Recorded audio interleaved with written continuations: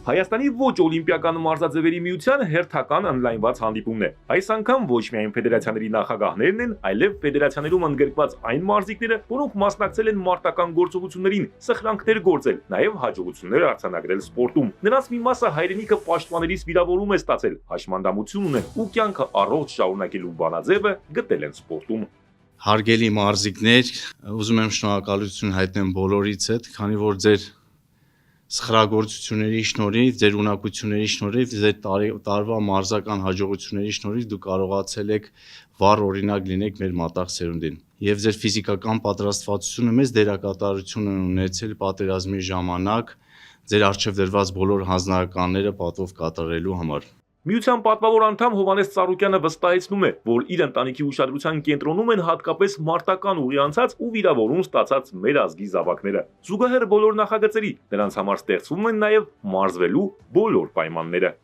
Շատ ժամանակ դեռ չի անցել մեր վերջին հանդիպումից, բայց այդ ընթացքում հասցրել ենք բոլորս մեծ աշխատանքներ կատարել։ Մարդիկ լսել են, մարդիկ հավանություն են տվել, մարդկանց մեջ հավատ է ներշնչվել, քանի որ լավ թիմ ենք ձևավորել ենք։ Ինչպես ես նախորդ անգամ ասացի, որ ոչ մի դրամահավաք պետք չի, նույնը այսօր եմ ասում եւ ուզում եմ այսօր բացի դա փոխանցել իմ հոր խոսքը, սատար է լինելու բոլոր մեր ծրագրերին եւ նա ասեց նաեւ, որ շուտապույտ պետք է կազմակերպել, պայմաններ ստեղծել, որպեսզի մեր զինծառայող վիրավորում ստացած եղբայրները ավելի լավ, ավելի նպաստավոր պայմաններում պարապեն, մարզվեն։ Բոլորս էլ հասկանում ենք, խոչընդոտներ շատ են լինելու, խնդիրներ շատ են լինելու, շատ բան է պետք լինելու, սկսած մեր մարզիկ եղբայրների հետ խորհրդակցելուց, քննարկումներ անցկացնելուց, վերջացրած գույքերից, կահավորումից, դահլիճների բարելավումից։ Նաև կուզենամ նշել, որ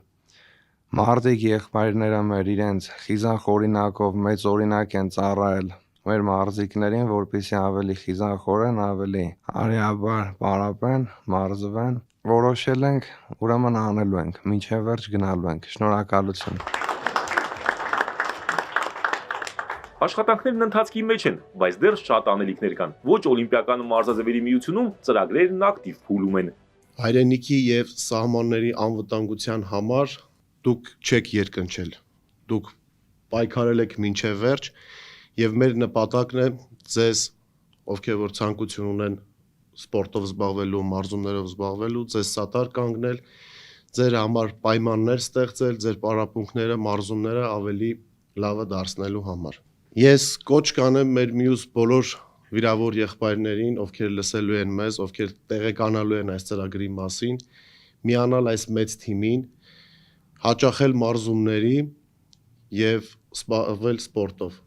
Պատերազմին մասնակցած մարզիկները նաև իրենց անցած ճանապարհն են ներկայացնում, այնինչ տեսել են ու ինչի միջով անցել են, նրանց չեն ընկճել, ավելի ուժեղ են դարձել, մտքով, հոգով ու մարմնով։ Նախ շնորհակալություն եմ հայտնում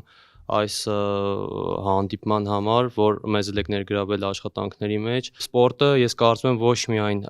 ցանկալի է, այլ նաև պարտադիր է ցանկացած քաղաքակիրթ ընտանիքում։ Я тренировался в Արցախе. Ես մարզվել եմ Արցախում, ներկայացրել եմ Խառամենամարտերի Հայաստանի հավաքականը։ Մասնակցել եմ նաև 44-օրյա պատերազմին ու կորցրել ոտքերս, բայց սպորտն ինձ օգնեց հաղթահարել այս դժվար իրավիճակը։ Շարունակում եմ մարզվել ու դրսևորել ունակություններս։ Պատերազմի ժամանակում եղել եմ հակատանկային հաշվարկի հրամանատար, պարգևատրվել եմ հակառակորդի զրահատեխնիկաներ, մարտական